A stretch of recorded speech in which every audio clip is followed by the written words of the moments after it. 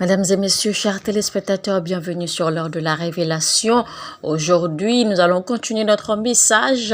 Lève-toi et mange. Le voyage est long. Deuxième partie. Et retenez que notre verset biblique est 1 Roi chapitre 19, verset 7. Paul a dit, j'ai combattu le bon combat. Vous savez, dans le ministère, il y a des gens que vous rencontrez qui ne sont pas humains dans leur cœur. Ils sont plutôt animaux dans leur cœur. Et votre habileté à les vaincre est en fonction de ce que vous avez à l'intérieur de vous. Chers amis, je suis vraiment fatiguée. Je ne suis plus intéressée par l'adage qui dit « confesse-le et tu l'auras ». Je suis plutôt intéressée à les personnes qui peuvent passer des heures dans la prière. Et si vous êtes un pasteur, un homme de Dieu ou un serviteur de Dieu, je vais vous dire ceci. Il y a une dimension de puissance que vous n'allez pas voir. Il y a une dimension de manifestation de la puissance de Dieu que vous n'allez jamais expérimenter si vous ne passez pas des heures dans la prière. Tant que vous ne passerez pas des heures, tant que vous ne passerez pas du temps à faire des prières longues, il y a une dimension, un niveau de la manifestation de la puissance de Dieu que vous n'allez jamais expérimenter. Je ne parle pas de prière de 30 minutes. Je ne parle pas de prière d'1 heure. Il y a une dimension dans le prophétique. Il y a également une dimension dans la manifestation des miracles. Il y a une dimension de la manifestation de la puissance de Dieu que vous expérimentez seulement quand vous allez faire 3 heures dans la prière, 4 heures, 5 heures, 6 heures, 7 heures dans la prière.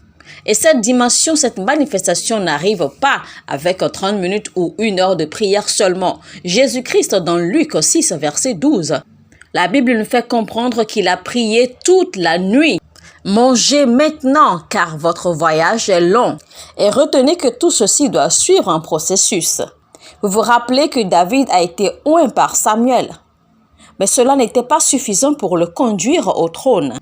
Il lui a fallu encore près de 17 ans après qu'il ait reçu l'onction pour accéder au trône. Il lui a fallu encore près de 17 ans après qu'il ait reçu l'onction pour accéder au trône.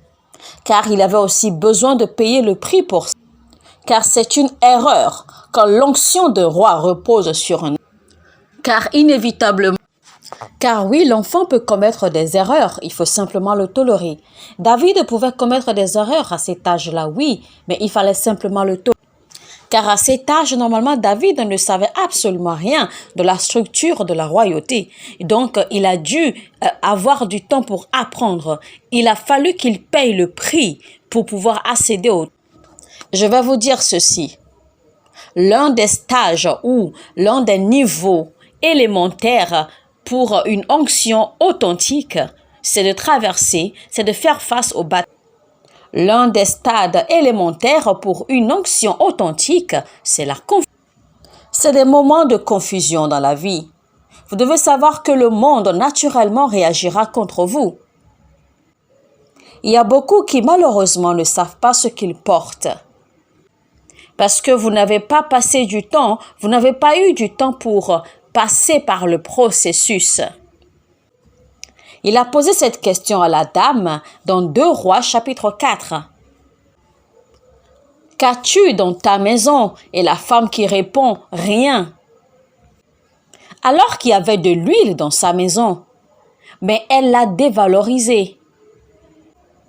Elle ne lui a pas accordé de l'importance. Mais je vais vous surprendre. Cette huile en question qu'elle possédait chez elle n'était pas de l'huile pour cuisiner, c'était plutôt de l'huile pour l'enterrement. C'était de l'huile pour embaumer les corps avant de les enterrer. Et donc c'était l'huile en fait qui avait été utilisée pour embaumer son époux décédé qui restait chez elle. Et donc, il est vrai qu'elle avait conservé l'huile, mais elle n'a jamais espéré que cette huile pouvait être importante dans sa vie. Mais voici que quand la prophétie a été faite, quand l'heure de la prophétie a sonné, la mort est devenue la vie. Cette huile qui avait été utilisée pour embaumer un corps pour l'enterrer est maintenant utilisée pour rembourser des dettes. Chers amis, vous devez quelque chose à votre génération, mais cette chose ne pourra jamais se manifester jusqu'à ce que vous fassiez ce que Élie a demandé à cette femme de faire. Entrez dans votre chambre, enfermez-vous. Demeurez dans le lieu secret, dans le lieu de la prière. Car si l'huile qui a été utilisée pour enterrer quelqu'un peut être utilisée pour rembourser des dettes, je vous dis, entrez dans votre chambre, enfermez-vous. Si l'huile qui a été utilisée pour enterrer un corps peut être utilisée pour émettre un impact, alors enfermez-vous. Mange maintenant, car le voyage est long. Chers amis, ce que vous portez à l'intérieur de vous détermine votre impact. Si vous voulez découvrir la futilité de votre vie, alors soyez absent de la présence de Dieu. Car quand vous quittez la présence de Dieu, quand vous manquez de la présence de Dieu, vous êtes libéré, vous êtes relâché au pire. Regardez Pierre dans Luc chapitre 21. Quand Jésus a été arrêté, Pierre a dit ceci, « Je repars à la pêche. » C'est pour vous dire que chaque fois que Dieu abandonne un homme, chaque fois que la présence de Dieu quitte un homme, ce dernier revient au point zéro. Ce dernier reprend tout à zéro. Il se retrouve au point de départ. Donc il a dit, « Je repars à la pêche. » Mais quand Jésus est revenu dans Jean chapitre 21, Jésus lui a demandé combien de poissons as-tu pêché et Pierre de lui présenter les poissons qu'il a pu pêcher et il les a brûlés au feu. Et il a dit, je ne repars plus, maintenant tu es là. Je n'ai plus nulle part où aller car j'ai brûlé les poissons.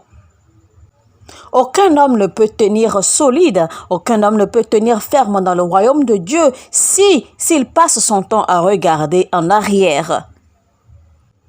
Vous devez donc vous couper du passé, vous couper de cette barrière, vous couper de cette chose qui vous retient, cette chose qui fait que chaque fois que vous avez l'impression que Dieu n'est pas là ou que Dieu ne répond pas, vous retournez à cette chose. Vous devez vous couper des alternatives et vous focaliser seulement sur Dieu.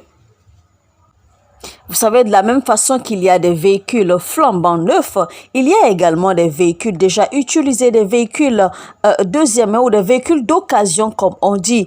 Mais ceux qui achètent les véhicules d'occasion ne les achètent pas forcément parce que c'est ce qu'ils ont envie d'acheter, mais simplement parce qu'ils n'ont pas ce qu'il faut pour payer le prix d'un véhicule flambant neuf.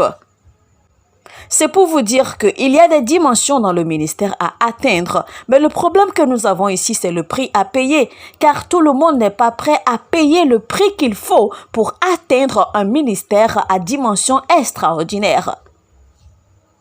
Tout le monde n'est pas prêt à payer le prix qu'il faut pour atteindre un ministère à dimension époustouflante. Les grands hommes que vous voyez aujourd'hui sont des hommes ordinaires, des hommes comme vous et moi, mais qui possèdent une grande discipline. Et les hommes de la nuit dirigent le jour.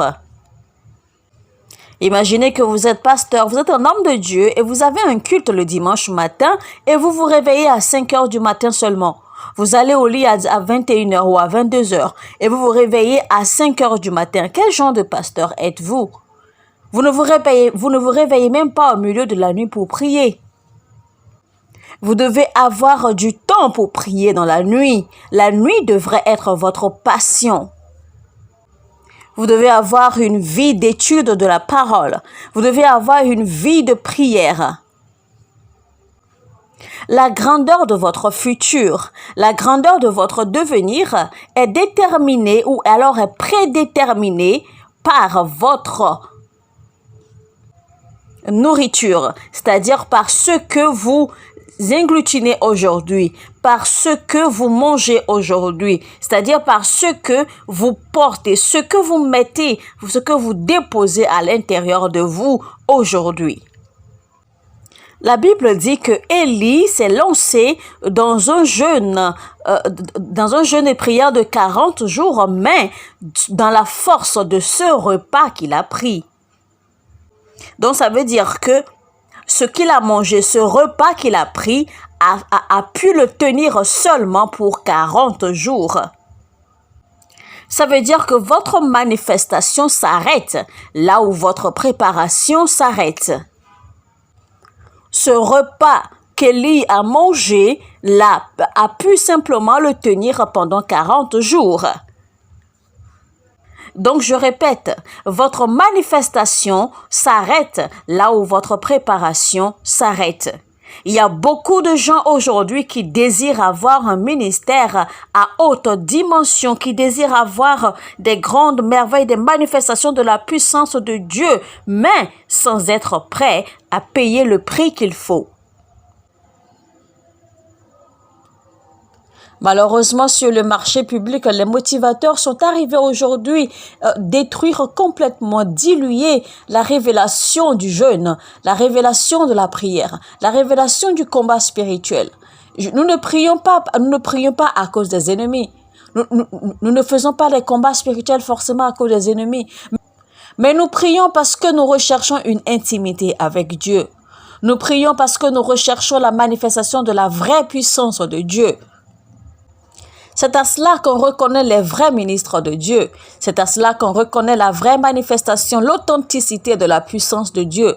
Je suis venu aujourd'hui pour recharger votre batterie spirituelle. Je suis venu aujourd'hui pour recharger votre batterie de prière.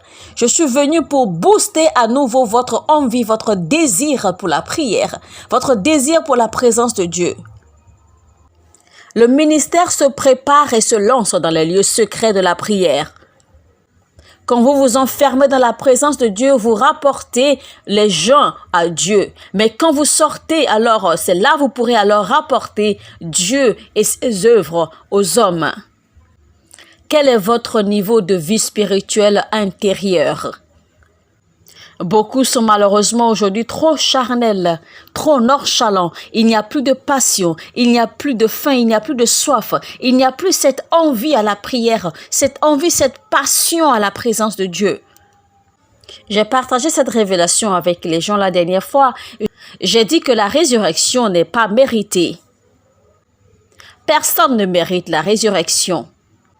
Mais quand vous prenez le temps d'analyser la vie de tous ceux qui ont été ramenés à la vie après leur mort, vous allez voir que ces derniers ont forcément eu de l'impact dans leur vie. Ces gens ont eu de leur empreinte sur le monde. Ces gens ont eu de leur empreinte sur des vies. Quand on prend par exemple Lazare qui a été ramené à la vie, eh bien Jésus-Christ passait beaucoup de temps dans leur maison. Cette famille en fait nourrissait Jésus-Christ, prenait soin de Jésus-Christ. Quand on parle de Dorcas par exemple, Dorcas a eu de l'impact sur les femmes. Elle a eu de l'impact sur sa communauté, sur la société. Et si on en vient à la fille de Jairus par exemple, Jairus en fait était un des dirigeants de la synagogue. Donc, la résurrection n'est pas une chose méritée. La résurrection n'est pas un mérite. Alors, quel impact avez-vous eu sur le monde? Quel impact avez-vous eu sur votre communauté? Quel impact avez-vous porté sur les vies pour que le ciel puisse vous regarder et dire que non, vous ne pouvez pas mourir n'importe comment. Vous ne pouvez pas juste disparaître comme ça. Quel impact avez-vous eu sur la vie des gens, sur le monde, sur la société pour que le ciel vous regarde et avoir pitié de vous et dire que votre ministère ne peut pas simplement disparaître ainsi?